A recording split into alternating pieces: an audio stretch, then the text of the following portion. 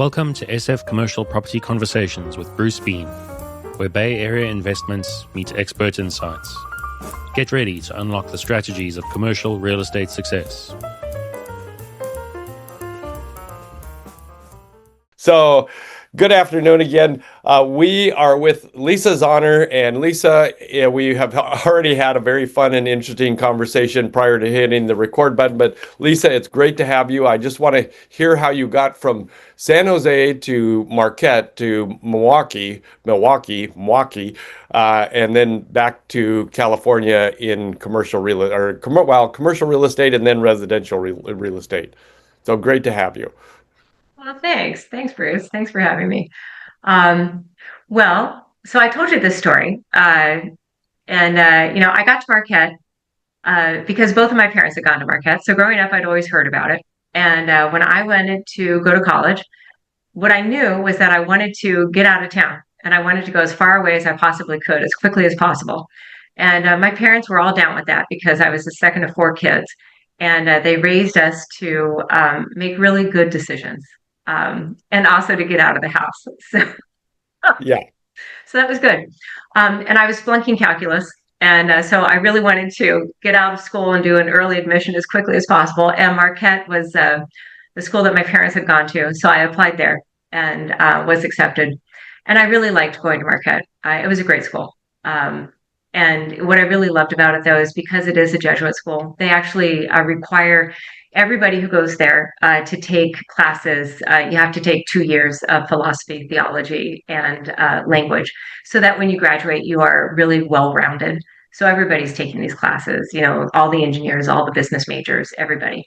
And it's really wonderful. I think it's a great way to do it. So. Oh, yeah. Well, the Jesuits are very well known for their educational prowess. So that was, I didn't realize Marquette was a Jesuit school. So I'm sure it was a great education. Fantastic. Well, yeah, we also partied a lot. So, Okay. I'll say that. Anyway, so then you finish that, you come back, you spend a year in Spain, and you come back to San Jose. Well, so then what happened was, so then I right after school actually, and during my time at Marquette, I did a double major in English and Spanish, and so I'd been in Spain while I was at Marquette, which was great. But then after school, I actually went to Prague after I graduated. So I went to Prague and I taught English in Prague. Oh, wow. Which was really cool because this was at the time when this 1993. So now I'm dating myself, but that's okay. And so the Czech Republic had just gone through this incredible change of going from being a communist country to becoming a democracy. So it was a most amazing time to be there in this country. And so I taught English there for about 8 months until I ran out of money because I graduated debt-free because I worked my way through school. So I was, waiting tables and doing everything I possibly could and, working about 20 hours a week and paying my tuition in small bills. So I would show up at the bursar, with ones and quarters and whatever. And I'd be like, here's my tuition. And they're like, could you write a check? And I was like, no, it's like legal tender. Tip money. I got tip money here for you. Yeah, it really was. And I was, really popular in the dorms because I always had laundry money that I could change, for everybody. But it was great. I was really proud of, of working through school. And that's important. It really instilled in me a really strong work ethic. And also in, trying not to have stupid debt. And I'm not saying that student debt is stupid debt, but, in not having debt was really helpful. Even since 92, the price of schooling has just skyrocketed. So it's skyrocketed. Yeah. And it's really hard now. And I'll loop that back to when I'm helping people to invest in their properties now. Because that really is a big hindrance for people, in getting their down payments and, stuff like that when they're trying to make their first investments. So we talk a lot about that. I started a company with one of my girlfriends right out of college. So we've always been an entrepreneur. And it was an online service for the independent power industry. We eventually got beat up by the internet. We had guys dialing into an 800 number so that they could get their email. And wow. Okay. But this this is how I got my sales chops, because I dialed 4,000 independent power plants across the country to get guys to sign up for our power plant service, our online service. Wow. And yeah, and I had a boyfriend at the time who was like, you're really good. You're really good in sales. And I was like, sales is what you do when you can't do anything else. But it turns out I am naturally a really great salesperson, and it turns out that is what I'm naturally good at, and I love that. And so we did that for a couple of years until we got beat up by the internet. Then, then I went into recruiting and for the tech companies, and then I went into sales for tech. So, and then from there, started investing in real estate. Oh, and yeah. Wow. And eventually found my way here. Off you went. So you started out, you actually worked in commercial real estate for a little while and then decided, I'm going to go to residential. Yeah. So when I met my husband, we were here in San Francisco, and then got married, and we moved to New York. But when we met here, this was really the very best real estate deal that I ever did. Because we met here, and when I met, I was determined that I was going to buy a house before I was 30. And so I had taken, when I was 15, I had a newspaper route. And I had a newspaper route because my brother broke his leg. My brother's 4 years younger than me, 3 years younger at the time. And he broke his leg. He got his paper route July 1st, and then he broke his leg July 4th. What a bummer. And so I said, well, I'll do your paper route for you. And we thought it would be a small thing, but it turns out that he broke his femur, so he was in a body cast he was in traction for like 6 or 8 weeks. Then he was in a body cast for a long time. And the net of this was that I had a paper out for like a year. And I was making $238 a month. And my dad said to me, I know, it's huge. My dad said to me, I was like, boom, boom, I was really good, like, balancing on the bike and throwing my papers. And my dad said to me, you're making really good money. You should be investing that. And I said, well, what do you mean? And he said, well, here's how this works. And so he explained to me compound interest. And he explained to me, what a money market account was, and, how a mutual fund works. And I said, wow, that's really cool. And he goes, yeah, so we'll go up to Charles Schwab and we'll open up a money market account for you. So we drove up from San Jose up to San Francisco, to downtown San Francisco. It was a really big deal. And we opened up Schwab only had a branch up there, probably. On Montgomery Street, where when I got my first job in San Francisco, it was right across the street. And so we opened up a money market account for me. And I put all my money, my $238 a month, into that money market account. And I was so excited to see this compound interest. I was like, oh my God, like, who knew this thing? I mean, it was amazing. And that was actually the start of how I earned my down payment to buy my house. And so what I did was, I was determined. So like every job I had, every paycheck that I got went towards my Schwab money market account. And I was so stoked to see this money growing and this compound interest. And it was the most amazing thing, and so this is, everything I did, my tuition, everything went there so that then I could pay my tuition and, everything. And when I was in college, it was just this like source of pride, to get my Schwab statement, it was huge.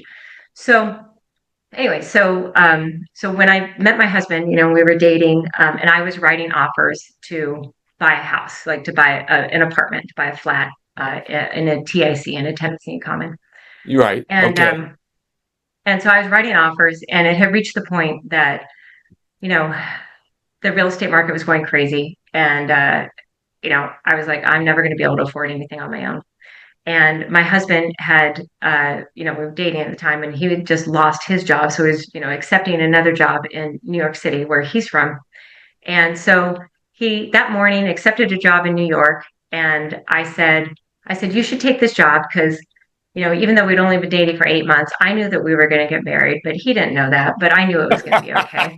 And then I called my realtor and I said, okay, I'm ready to write an offer on this apartment, that was a TIC. And at the time, and she goes, oh, I'm so sorry. That one sold over the weekend. And I'm like, And she said, but I've got this other thing that if you want to buy it, I'll sell it to you. And I said, okay, I'll buy it. Sight unseen. Whoa. I'll buy it. And my husband turns to me and he said, well, I'll buy it with you. And I said, well, that's a lot of money between friends. I'm not going to buy anything with you unless we get married. And he said, no, we'll get married. So this was like 45 minutes. He had just taken a job in New York. We've decided to buy a house together and to get married. It was very hectic. Yeah. But it'll be our 25th anniversary in November. So it's turned out okay. Yeah. It's okay. Yeah. It's working well. Yeah. That was the best real estate deal I ever did, Bruce. Well, wait a minute. Did you actually live in that house?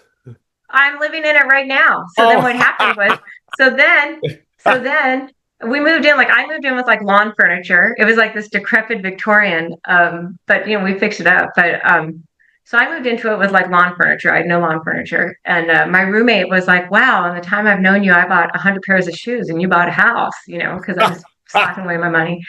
And Jonathan moved to New York, so he was there. So we got married. Then I moved to New York and we rented out our house to our friends. Yeah. Okay. And so we lived there in New York for 5 years. And, I started, working there. I was working for Capgemini, selling enterprise software. Yeah. Selling it, not implementing it. And then we came back here to San Francisco, and we had one kid, and then I was, hugely pregnant with another kid. And then we, had that kid. And then the city of San Francisco had this opportunity. They were looking, they were doing some economic development work on the commercial corridor a block away from us. And I basically talked myself into a position there at the Office of Economic Development. You sold yourself into a position there. Yeah. Oh yeah, because they literally had a position titled intern. Like they literally did not have a job. They were going to give this job to a summer intern to do economic development work on this commercial corridor that had like 14 vacancies in 6 blocks. And it was just a mess. And I said, listen, if you pay me enough to pay my babysitter, I will do this job. And right. And I literally paid my babysitter more than what I got paid as the most overqualified intern ever. But it was such a great job. I loved this work so much. That's how I got into commercial real estate, was like going up and down the commercial corridor, talking to all the property owners and saying, hey, we would love to help you to fill your vacancy and help you to find a business here. And through this program, we help the businesses I would call businesses and cold call them and say, hey, would you like to, bring your gym here? Would you like to do this? And we'd work with the property owners and put up for lease signs. And, we'd help the businesses to, get their financing and write their business plans. And it was so gratifying to do that work, and it helps your community. It just brings everything together, and it's vibrancy and its cohesiveness. The other thing that it did at the end of the day, after 10 years, it brought up our property, the sales tax revenue by 254%. Right. It was massive. The Divisadero corridor is like one of the hottest places that people want to be. Wow. And seriously, it's like, I don't care what I didn't get paid. What it has done to our neighborhood is astounding. Right. I love it. And it's right where we live. And it was amazing. So it was the best thing I ever did. Really. Wow. Short of having my kids and getting married is the best thing I ever did. Wow. Yeah. We need another 15 or 20 of you right now in San Francisco working. Well, and actually, like there are some really, really great programs going on in San Francisco right now. Like there's the Vacant to Vibrant program. That's actually who I was talking to right when you and I started our call. Wow. Okay. And there is that program going on to put small businesses into vacant storefronts. And so the city, has this program that helps small businesses to go into vacant storefronts and to fill those storefronts. And, you really prop up the small businesses to help them get there, because there's a real disconnect. It's hard when you're a small business to get that lease and to get started. Oh, sure. So, you prop them up. And when you are the big landlord and you're like, oh, I don't want to take a chance on the small guy, they act as the intermediary to help them to do that. Wow. It's super important, and it improves everything, because, when you have a vacant storefront, it's terrible for your neighborhood. It's awful. And vacancy, creates, I always say, vacancy creates vagrancy. But when you have, vacant to vibrant, then it brings everything back to life, right? And it becomes this wonderful self-fulfilling prophecy of, you have retail here, you have people here, and people come and they gather. And that's what's happening now in downtown San Francisco. And that's what's happening everywhere. You put it there and people will come. Right, But right. it also takes work. Like, it doesn't just happen on its own. Like, you really have to make it happen. Oh And you yeah, can't leave it to the store owners to do it, because they are concentrating on their store. And right. that in and of itself is a massive, massive, massive job. It's a heavy lift. So So they're doing that. does the city actually guarantee those leases? Do they back the leases?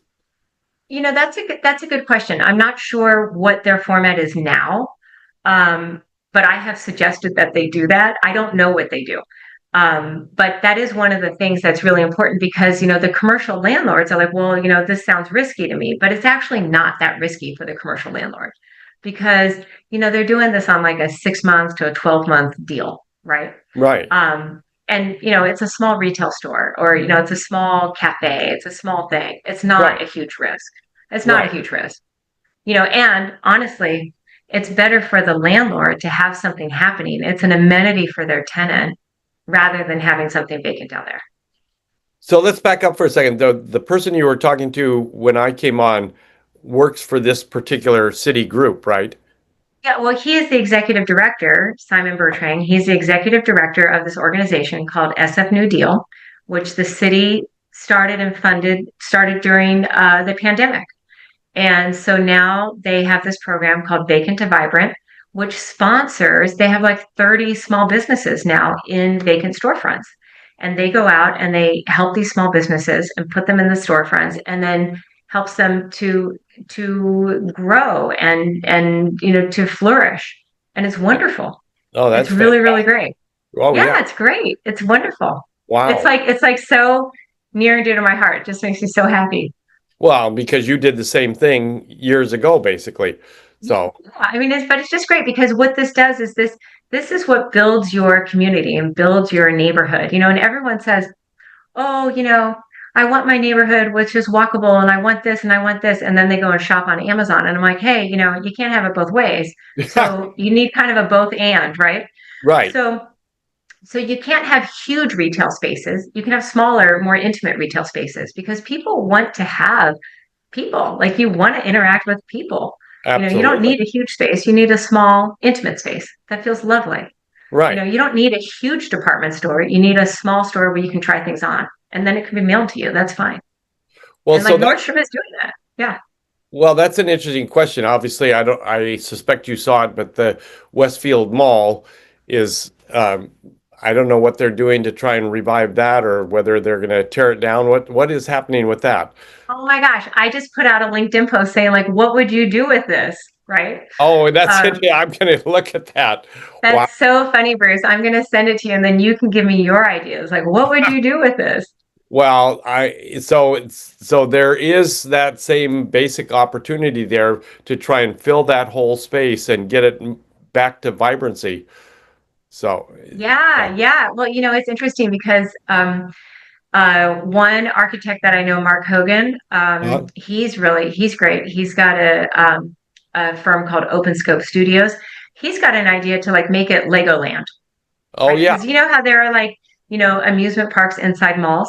yeah, So that's an idea that would bring a lot of people, and you could I think actually do so. that, Yeah, right? And it's right at the base of like the cable car turnaround, and super touristy, but people love Legoland, right? So that's a thought. I'm on the board of the Housing Action Coalition. We're a nonprofit, and we advocate for more housing at all levels of affordability. And I always think, wow, I know that it's really expensive to do the office to housing conversion. But I'm always hopeful, because we have an example here of the AAA building, that the Emerald Fund, Oz Erickson at the Emerald Fund put that together maybe 10 years ago.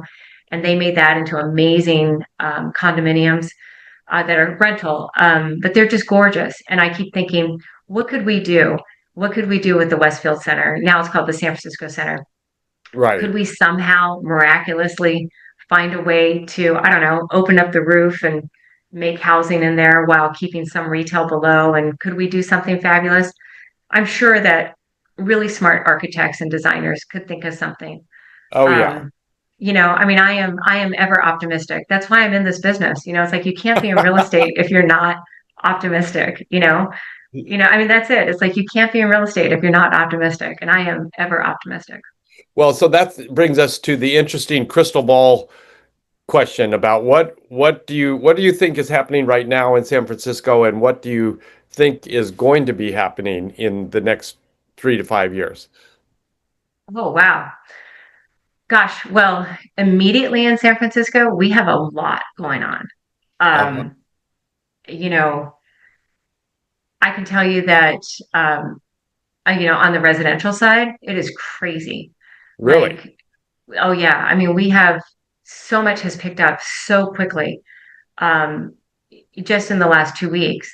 Oh, wow. So, I mean, I don't know how quickly your podcasts go out, but it's like, our open houses have been crazy. Buyers are really coming out quickly. Um, there is not a lot of inventory. We will see more inventory coming out over starting Labor Day, but we are still with constrained inventory and a lot of buyers. So there's a big buyer market. There's also rents are skyrocketing. So people who would normally be renting are now looking and they're saying, I should just be buying because, you run the numbers. And if Right. you can get together your down payment, then the cost of your mortgage is the same as your rent.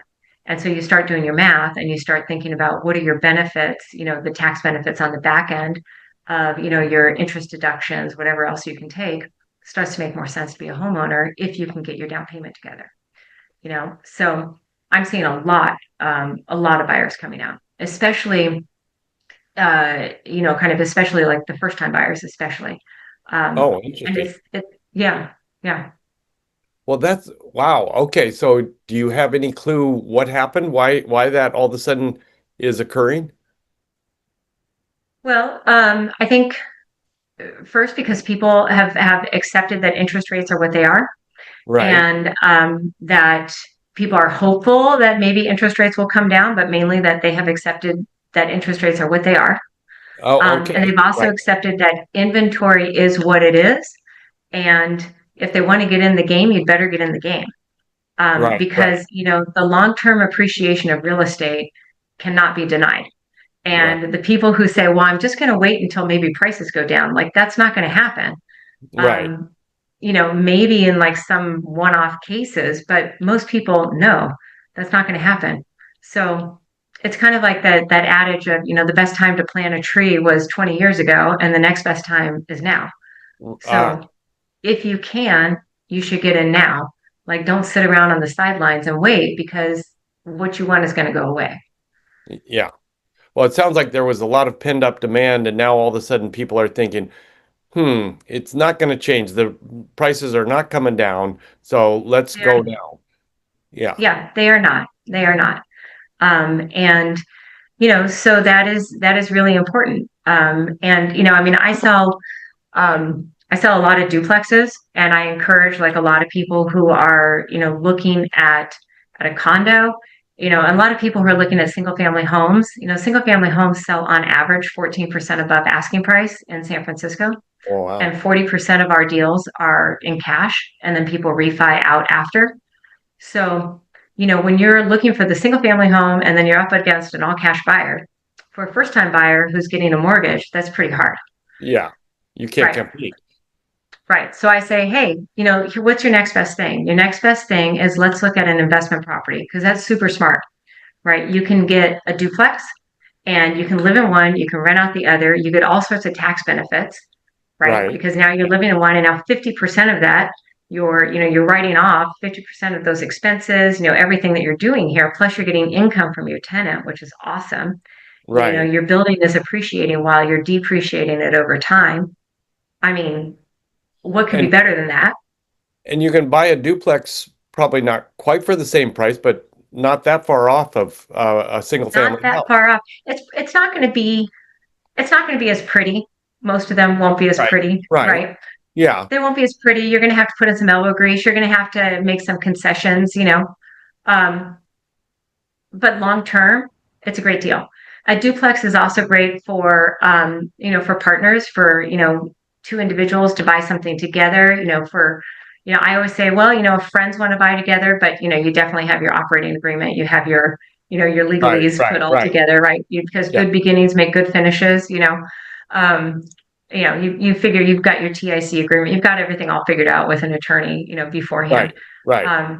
But it's a great deal. It's a great deal. And I even say for folks, like I've got a 6 unit that I'm bringing on market in Noe Valley, and 2 of those are vacant.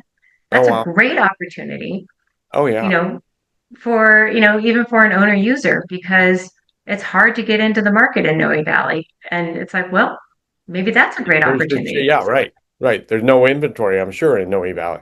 Yeah, So think creatively, you know. that is cool. All right, so that's the future. I think you're saying the future is prices are going to go up, so buy now, basically. Uh, Yeah. The other thing that we're seeing, and what I forgot to say, we're seeing a lot of foreign investors. oh, So that is the other thing. So that's kind of an interesting thing too. wow. Um, yeah. So Well, that's interesting. I there's thought that. foreign investors went away for a while, right? But now there's other interest. So especially because rents are higher. So there are people who are investing in multifamily, especially because rents are high. And Yeah, so, you know, people are going that route. Like I've got this amazing duplex in Nob Hill, yeah, which is so cool, and it's right next door to the cable car barn. So like it's so great. It's like the cable cars go in and out. We of uh-huh, course have like triple paned windows because some yeah, people are like, oh, the cable cars, but they're great. yeah. It's got this penthouse on the top. You can see Coit Tower, right? Oh, And that thing, like the cash flow of the rent is crazy because it's got 2 units. It's 4,000 square feet, and the downstairs unit, it's crazy. Like the whole thing will rent for like 22 grand. oh, So whoa, wow, yeah, yeah, wow. But if you were the owner and you lived upstairs in the penthouse and then you rented out the downstairs for like right, 14 grand, yeah. what a deal. Well, so this is interesting. I did not realize that. I mean, I don't really track downtown San Francisco, but obviously vacancy rates in multifamily have come way down, and therefore rents are going up. And that would mean more people are moving to the city, more people are in the city. Oh So, yeah. Oh yeah. And I mean it's like we have, and the rents, are being driven up by, we've got a lot of tech coming in. I mean, AI is right. driving all of this. I mean, we've got, AI is just, centered here. And so it's really astounding what we're seeing coming in. So the office market, I don't know if you track it very much, but the vacancies there are starting to go down, right? Yeah, the vacancies in the office market are starting to go down too. I mean, and I don't track that as much, because that's not really, Right. that's not really my wheelhouse. Yeah. But based on the fact that multifamily and housing in general rents are going up, that would indicate that Right. more people are there. Maybe they're not going into work, but at least they're there and uh thriving, so to speak. Yeah, but companies are now, requiring folks to come into work, a couple days a week. And Right. so people are looking and they're saying, well, hey, I want to find a place that, is easy for me to get downtown, or a place that's close to the tech shuttles, or a place that's on the bike route or next to Muni. So they're factoring that in now. And a Okay. lot of people are moving in, like people who left the city during the pandemic and they moved Uh-huh. like, up to the mountains. They're coming back Oh, for that interesting. reason. Mhm. Oh, wow. That's Or interesting. they left You're the city during the pandemic and then they got bored and they're coming back. There's, they say we want the urban life again. This Totally. They're like, mountain I want thing to go was to good shows and a for dinner. Yeah. a Yeah. little while, but yeah, there's nothing to eat up there. So They're like, I miss my neighbors. I miss doing all the fun stuff in San Francisco. It's like I want to do things. I want to go out. And I'm like, yeah, come on yeah, back, totally. come on down. We're here waiting for you. So Absolutely, man. uh, Yeah. It's like there's all the fun is here. all right, well, all right, Lisa, where can people get a hold of you? People can get a hold of me at lisazahner.com. So it's spelled lisazahner.com. Or you can call me at 415-948-5747.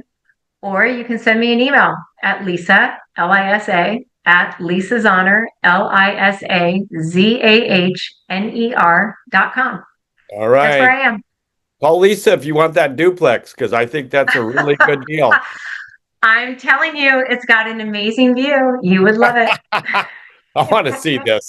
You're going to have to send me this listing. Bruce, All you right. totally have to come and see it. It's really sweet. Thanks a bunch. Sounds Thank great. you for having me. That's a wrap on today's journey through the SF commercial real estate scene. Ready to share your story? Visit sfcommercialconversations.com/guest. Your insights could lead the next conversation.